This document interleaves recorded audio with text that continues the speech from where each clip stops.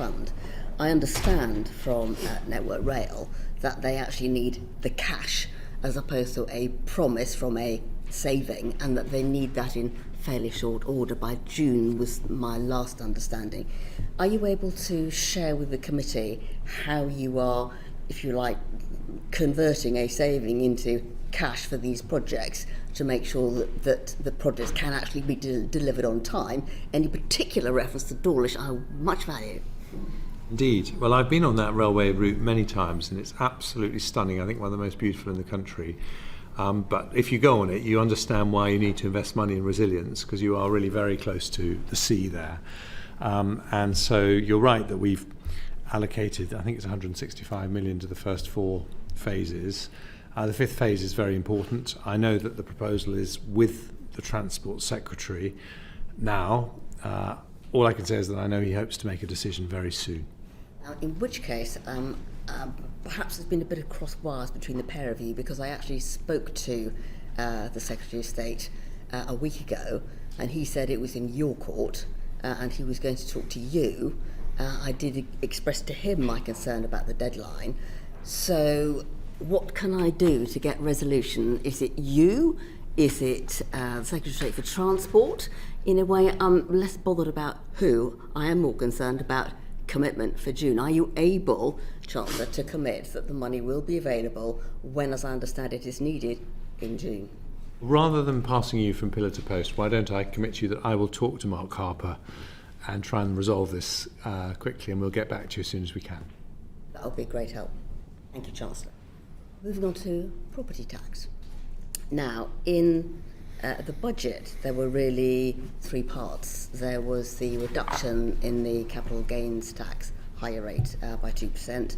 There was the holiday letting relief removal and the multiple dwelling relief removal. And taken together, I think, from the evidence that we've had, and indeed from what you said, you were trying to achieve 2 things. One, clearly, tax to do the things that we want to be done for our public services.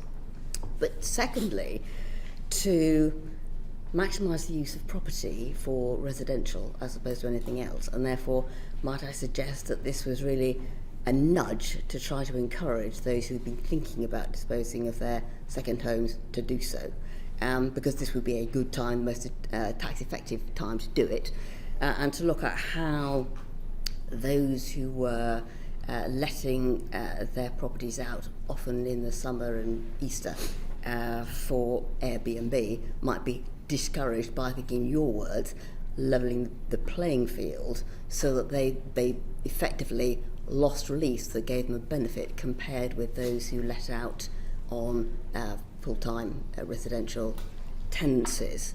The consequence of which inevitably had a consequence for those properties which were used as part of the tourism industry. So while the objective, which I understand given what we've talked about, the shortage of housing and the need to ensure as many people have homes as we can possibly achieve, inevitably there's a trade-off, because for many coastal and rural communities, that tourism piece is actually quite important for the local economy. Did you do an impact assessment when you looked at this to look at the trade-offs to see whether or not you got the balance about right? Well, can I just perhaps clarify what we were trying to do, and hopefully that will answer your question. So I wasn't saying that I want more properties to be used in this way as opposed to that way. I listened to a lot of colleagues from the West Country actually who said to me they had real concerns that it was difficult for police officers and nurses and public servants to find properties for long-term rental. And the decision I took was really to remove a tax advantage in the system for short-term holiday lets, which I felt was distorting the market. And I was really trying to remove a distortion, but I fully recognise there's a very important role in the tourism industry for short-term lets. I'm very happy for landlords who continue to want to let their houses through Airbnb, and there's a very important role for long-term lets. and long-term residents, but I just didn't think it was appropriate that the tax system should be nudging landlords in one direction or another. When the Office of Tax Simplification looked at this, because I think it was they who originally put forward the suggestion that the holiday letting relief should go, they recognised that this chunk, if you like, of properties are used in quite a diverse number of ways. So you've got kind of a large number with a very significant business coming off it, and then you've got a tail of individuals who are probably doing a bit of, well, wouldn't it be nice to get a bit of extra income?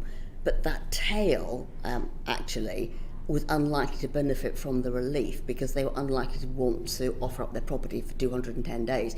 So in a way, by removing the relief, it's not the Airbnb, nice to have a bit of extra cash, if you like, second homeowners that are going to be losing out because they never had the advantage in the first place.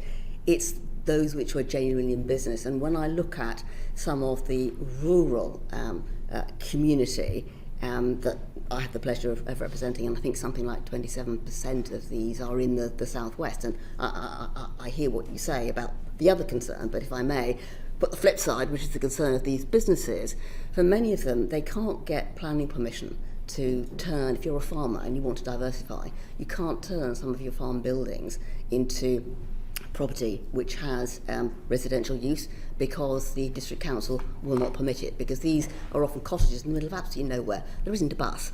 And I'll be honest, in terms of it being appropriate for a first-time buyer, it will be very expensive and so remote as to not be terribly practical. And so the suggestion that the Office of Tax Simplification came up with was a test. They called it the Bright Line test. And what they said was, if an individual is letting out a minimum number of properties, and I think they suggested something like 5 to 10, or clearly or more, if the lets were short term, if there was no personal use, which would get rid of the Airbnb, nice to be able to make a little money in the summer, and the level of personal time involved in the letting, that it should be set out in law that was a trade and therefore benefit from the existing tax benefit. So I think my ask, Chancellor, is that given there are these two distinct groups, you might consider, not least to avoid confusion, what the Office of Tax Simplification suggested, with the view either to making it very clear these are the criteria which mean you are trade, and this is not just investment income, so that we don't have litigation, which I think at the moment the accounting bodies have raised as a concern, and or allow them to retain this existing relief, because this is a relatively small part which could be quite clearly defined. Well, look, I hear the case you make. I suppose my puzzle about what you said, if I may say so, is that what the Office for Tax Simplification proposed seems to me to be rather more complicated than what I actually announced. And so the businesses that you're talking about, there's absolutely nothing that I've announced that would stop a farmer getting permission to have short-term holiday lets in an outhouse or a part of their house. Nothing to stop them whatsoever carrying on to do that. What I wanted to remove was an incentive in the tax system that would make people who could choose the use of their properties to choose holiday lets over long-term rentals, and I think that's what I've done. But you know, please do write to me with your thoughts on that particular sector, because I fully accept the tourism industry is a very, very important one. That's very helpful, because clearly the group I'm talking about don't have the option of offering tenancies for residential. So effectively, well, you're right. Technically, they can still, if you like, rent on that basis as holiday lets. The business model falls apart, and for them, there isn't an alternative. And I think the group of people that you're trying to influence, as I understand it, are the ones that have an alternative. But I will write to you, and I appreciate your listening. Thank you. Thank you very much, Anne-Marie. Therese. Thank you, Chancellor. And just slightly building on what Anne-Marie's just said, I'm conscious that some rural businesses have also contacted me as an MP on that, but at the same time, I'm seeing now terraced homes going for over £1 million in Southwold, which has significantly risen in the last decade. So it's I understand some of the attractiveness of investment has perhaps been helped by the generous regime, which I think you're trying to balance so it doesn't favour one kind of let over another. Can I turn to thinking about growth? And there's a number of factors. You've particularly mentioned investment today. Could you tell us more about, we decided not to go ahead with the super deduction, to move to full-time expensing of that investment, recognising we've got quite a services intensive part of our economy. What makes you confident that businesses are going to take advantage of that full expensing? Well, the super deduction is a sort of precursor to full expensing. It effectively is the same policy, but it was introduced on a temporary basis, and full expensing has effectively made those benefits permanent. And the first thing to say is that since the super deduction, we've actually had the second highest growth in business investment in the G7 after Italy, but ahead of America, France, Germany, Japan. So I think there is some evidence that the policy is working. We have a fantastic services economy. It's a great strength of the UK's, and we want to do everything we can to support it, which is why there was a lot of measures to support financial services in my budget speech. But we have a long-term issue with productivity, about 15% less than the United States or Germany. That is not because Brits don't work as hard as Americans or Germans. Actually, Americans probably work longer hours than all of us, but certainly compared to Europeans, it's not the case. What happens is that in those countries, businesses invest more machinery, more IT, more automation around individual workers. That means that their output is greater. So the reason that we changed our model from one that goes for the lowest possible headline rate of corporation tax to one which has a slightly higher but still the lowest in the G7 headline rate but more capital allowances is to incentivise that investment in plant machinery, which has historically been behind those other countries, and combined with the other measures I announced to boost investment, which boost investment by around 20 billion a year over a period of time, that closes about half the gap, we believe, with countries like Germany. So there's still more work to do, but that's the reason for focusing on investment. One of the other elements that came out was you're quite keen for pension schemes to get more involved in investment, particularly investment domestically. I'm conscious, I saw this when I was at DWP, that some of the returns, lower risk, lower return, what impact that can have for future pensioners, but also how you balance that, though, with the fiduciary duty. So can you tell me more about what's triggering this? Because I know we get foreign pension schemes investing in infrastructure in this country. What do you hope to achieve in terms of how substantial change there'll be? Well, the first thing is that the most important duty of a pension fund is to get the best possible returns for pensioners. And we're not changing that at all. That is how it should be. But they have to date been assessed by their regulators on the costs of their investments, the annual management charges and so on, not the overall returns. And what we've seen in other countries, particularly Australia, is a different model where they have consolidated their pension funds. Canada's done the same. And the result is that they are managing larger pools of money. They're able to get more professional investment teams. And when they have those, they're able to allocate a proportion. It's only a small proportion. They're able to allocate a proportion of their portfolio, maybe 10%, to higher risk but higher return growth stocks, which the majority of our pension funds tend to avoid. We've got 30,000. So our reforms are designed to provoke a consolidation, which will not happen overnight. It'll be a decade or more for it to happen, but to follow the journey that they've been on in Australia.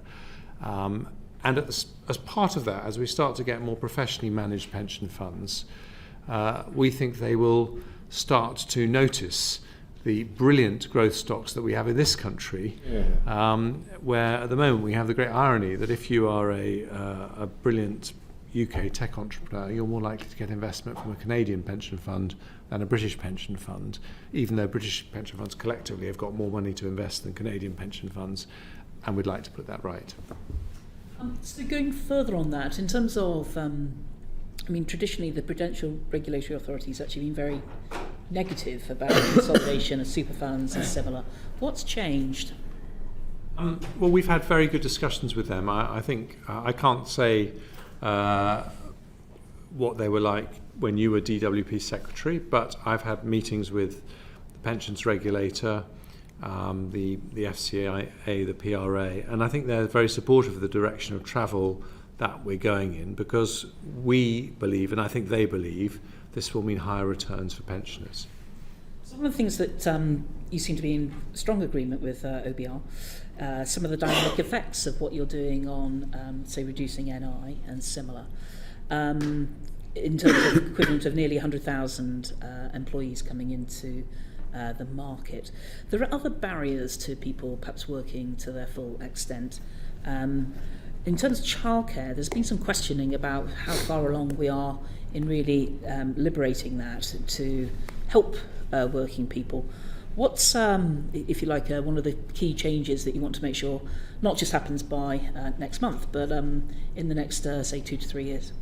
Well, I think the childcare reforms that I announced in the budget a year ago are genuinely transformative, because they remove that hiatus between when a baby is 9 months old and when a baby is 3. And they mean that childcare support is available right from the moment that a mother might be wanting to go back to work. And that will mean that the economy loses a lot less of the talent than it currently loses. It is a huge increase in childcare provision, probably around 40,000 more staff and around 170,000 more childcare places across the country. That means a big investment by the sector. That's why I've been working with the Education Secretary to give them the certainty they need to make that investment. So in the budget we announced the rates that we will pay for that childcare over the next 2 years, so that they've got the certainty. We think that'll unlock about £500 million of additional investment in the sector. The first stage will be this April, then we roll it out. Next stage is this September, and then finally next September. So going further than that, though, I think it's we'd already been spending about £6 billion a year on childcare. How do you see that still then evolving in terms of public spending? Does it need to go higher? Well, I think these reforms, although they notionally mean a significant extra expenditure by the state, because we're extending the 30 hours offer to children over 9 months, when you factor in the additional number of parents in the workforce who wouldn't have otherwise been in the workforce, you get the majority of the extra cost back. So it increases the productive capacity of the economy. So it is an example of the OBR doing something they haven't done previously, which is dynamically scoring the impact of government policies, and as they've done with national insurance cuts as well. And I think it is welcome for that. To be fair to the OBR, yesterday they talked about how they'd looked at some of their previous modelling, because they didn't really give much credit a few years ago when we reduced the taper rate on, or the government reduced the taper rate on universal credit. Other welcome elements will be things like the fuel duty freeze. Again, a significant amount of money being foregone on the escalator. When I asked, I think it was members of the MPC, talking about interest rates, and they're saying, well, we have to go with the formal policy of the government, and we predict that fuel duty will go up, that will be inflationary, and therefore we can't do it. When everybody knows that you weren't going to put up fuel duty. So why don't we just scrap that as a future policy and stop the dance that happens, and we can then get on, hopefully, the MPC will get on with some interest rate cuts. Because it costs, to do so would cost £5 billion a year, which we don't have. And so that is the reason why me and previous chancellors have to take this policy on a budget by budget basis. Of course, I would like to, for any future budgets I do, to continue with this freeze, but I have to take the decision on a budget by budget basis as to whether I can afford to do so. In terms of productivity, what the OBR suggested to us is if we went to just pre-pandemic levels within the public sector, that would release tens of billions of pounds. From what I think I heard you say earlier, if we achieve those levels, that would certainly compensate for what others are suggesting could lead to cuts. In fact, we could actually continue to see increases in public spending as we have throughout the lifetime of the government since 2010. Tell me more, though, about how we really are getting that productivity done. If I asked James Bowler a couple of months ago, I think it was, when they gave evidence, to ask what benefit the infrastructure IPA had done in terms of speeding up some of this work. And in written response, because he couldn't come up with an answer at the time, I think he pointed to basically one project, and that was only to not build accommodation. Is there a risk that we've overcomplicated delivery within public sector that sounds good on paper but actually has fallen flat? I think there's two different questions buried in there, if I may. The first thing is we definitely need to speed up infrastructure delivery. We've done a lot, but we need to do a lot more. So in the autumn statement, for example, I announced plans that would halve the time it would take to get a connection to the national grid for clean energy projects. Some people have been told it would take them 14 years to get a connection. We're completely overhauling that. Big reforms to business planning applications, a fast-tracking process so that people can get their answer back much more quickly, alongside more investment in local authorities' planning departments. So definitely we need to make more progress on that. In terms of productivity, perhaps this is true, and this is, I think, why it's so important that I laid out the argument in the budget. The OBR say that if we increase productivity by 5%, that's a 20 billion saving. And our plans, if we deliver them, will increase productivity by more than 5%, and we can make sure that with the 1% spending assumption, we don't have to have damaging cuts to the services valued by the public. But delivery is everything. It is very challenging. So I want to give you an example of how we're going to make sure that happens in the NHS. So as part of the agreement with the NHS, of course you know it well as a former health secretary, the head of the NHS has agreed that we will measure productivity with independent verification, not just for the whole NHS, but for every NHS organisation, every trust, every ICB, on a quarterly basis. And that there will be carrot and stick incentives for the people leading those organisations to deliver on productivity. So we're not just talking about big bang, hospital electronic record systems. We're talking about the chief executive of a hospital having an objective every quarter, every year, to deliver small-scale improvements of productivity in every area of their operations. That means that they are on track to help the NHS deliver its overall 2% productivity gains. Having run the NHS myself, and you have, I think that will change the way the NHS works, and it will make it transformatively more efficient. And so the next question is, that's the NHS. How do we do something similar for the police, prison service, the courts, other parts of the public sector? A very big job. That's the journey we started at the budget. One final question, if that's okay. Procurement's a big issue. I know that James Cartledge brought out a plan recently, which will be transformational too if it succeeds. Can I just go back? I think Samantha talked a bit about local government and adult social care and similar. Quite a lot of local government pension schemes are overfunded, significantly overfunded. And I know that some councils are quite keen to either have a pension holiday or reduce their contributions. I think some are about 140% funded and similar. Is there, at the moment, the Scheme Advisory Board has gone against any changes, but surely that's sensible because that's almost taking fiduciary duty too far in what's there, while at the same time council tax could be used perhaps to do some of the services in the shorter term. I'll take that one away if I may. We didn't announce big changes to reform what happens with DB pension schemes in the budget. The thrust of what we announced was DC schemes. Yeah. But if I may, I'll take that one away and get back to you. We've got a few further quick-fire questions, Chancellor, starting with Keir. Thank you. Chancellor, I did just want to pick up a further point about the NIC abolition ambition. We've had quite a lot of fluffy language in this session about what your aspiration is for when it could be achieved. And I just wondered whether you could provide any sort of explanation of what you mean by when economic circumstances allow. What do those economic conditions look like? Or maybe a timescale? I know that a comparative figure of 12 years was used earlier. Is there any further detail you could give us? I can't give you a timescale because this is going to be the work of many parliaments.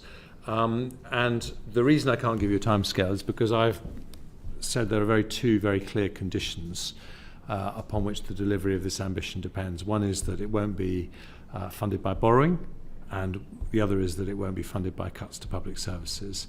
So that means that ultimately it depends on the growth of the economy. Now, I can't predict the rate at which it will grow. What I can say is that I have very big confidence that the measures that I announced in the budget and the autumn statement will put us on the path to substantially higher levels of growth over the short and medium term. So there are economic conditions in which you'd implement this policy, but you can't tell us what they are?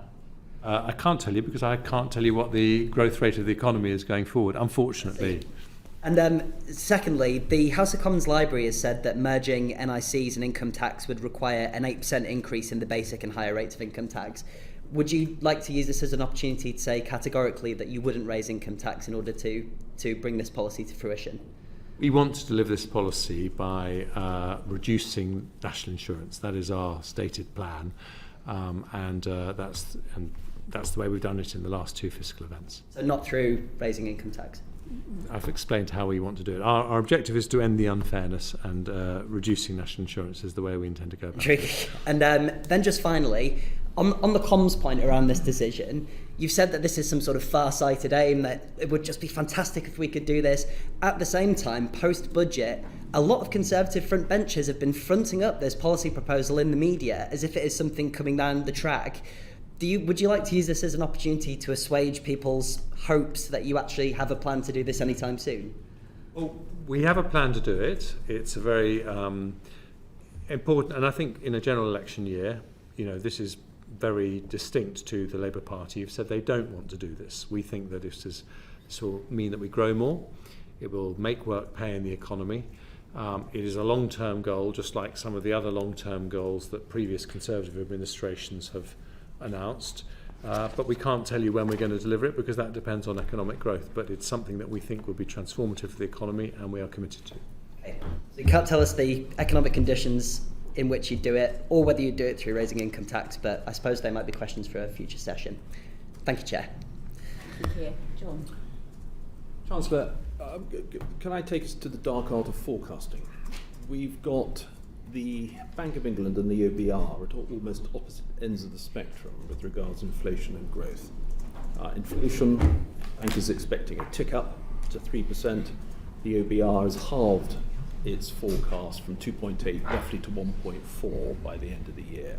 On growth, the OBR is a full 3% ahead of the bank next year, a big number. I mean, does it worry you that monetary policy in one respect is being guided by the Bank of England forecasts, and fiscal policy by, certainly not guided, but certainly steered to a certain extent by the OBR forecast, because there's such a disparity in those forecasts? It's a very reasonable question to ask. My experience is that those forecasts tend to be published at different points, and actually they feed off each other.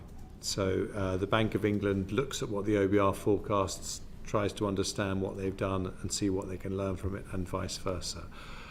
So in practice, I think that difference is probably not as stark as it looks right now. Do you think there's anything more that could be done, like actually bring more of a coordinated response, in the sense that when we raised this, or when I raised it with the OBR economists in the OBR session yesterday afternoon, they said that there should be better coordination and liaison. I take your point about points in time, very valid, but those disparities are quite large, and we should have an overall economic policy where monetary and fiscal policy are at least connected in some form, but this risks that not being the case. It's a very fair point. I don't disagree at all. I would just say that I think that our system does depend on both those sets of forecasters being independent. So I wouldn't want to get involved in that process in a way that undermine that independence. Right. Finally, just switching to the NatWest share sale, we've had a brief discussion about this, but can I please ask you to continue to consider Lord John Lee's suggestion in the other place that a certain number of £100 worth of shares, 250, 500 quid's worth, which is minuscule in the big scheme of things, even when it's distributed to every single school in the land, secondary school, you give consideration to that, because then students would be empowered to take control of that shareholding, given the decent yield, and determine, I don't know, policies at the margin that how to spend the dividends and so forth. It could be an education in finance and help further that objective. We will absolutely keep it under consideration, yes. Thank you, John. I don't think any of my other colleagues have questions, but I've got a few last ones very quickly. So before the NatWest share sale, does the UK ISA need to be established before that happens? That is a very good question. We're actually calling it the British ISA. I will look into those timings because it's an interesting point. Okay. The Treasury is consulting currently with the FCA on changing the advice guidance boundary so that it makes access to financial advice more accessible for a wider range of people. Does that need to have been implemented before the NatWest share sale? And at risk of repeating myself, rather than giving you an ill-informed answer, I would like to take that away and look into it if I may, Chair. Okay. The Office for Budget Responsibility was asked to look into the tax-free shopping issue, and they published extensively on it in their report that was issued last Wednesday. Is that the matter closed as far as you are concerned as Chancellor? We will continue to keep it under review. I think all things being equal, I would rather that foreign tourists were spending their money in the UK than in other countries. And if I could find a way to make that policy affordable, I would love to do it. So far I've not been able to, but I will continue to keep it under review. Okay, thank you. You've told us previously that you don't like temporary tax cuts. You've extended the 5p off the price of fuel on a temporary basis for another year. Faced with the choice between extending that further and cutting national insurance by another 1%, which would you prefer? I think that's a difficult question for me to answer because that would be potentially one of the trade-offs that I would face in future budgets. To date, I've been able to do both. And, I'm very sympathetic to continuing the freeze, but I just don't know. And I think, I don't think I could really predict now if I was forced to choose which one I would, because I think it would depend on the economic circumstances at the time. Which leads me to my final question. You mentioned future budgets. There's only been just over 100 days between this one and the autumn statement. So can we expect that we'll have you back here talking about your next one in July, September? Well, if a budget happens in July or September, it would be with great pleasure that I would return in front of you, but that is not a decision that has been made. Well, I think if there are no further questions from colleagues, then we'll draw this session to a close. Thank you very much for your time, Chancellor. Order, order. Thank you.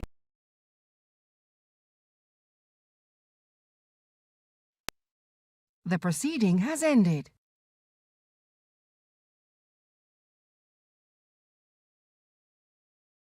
The proceeding has ended.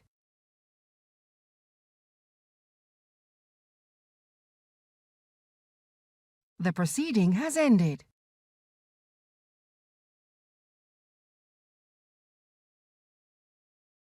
The proceeding has ended.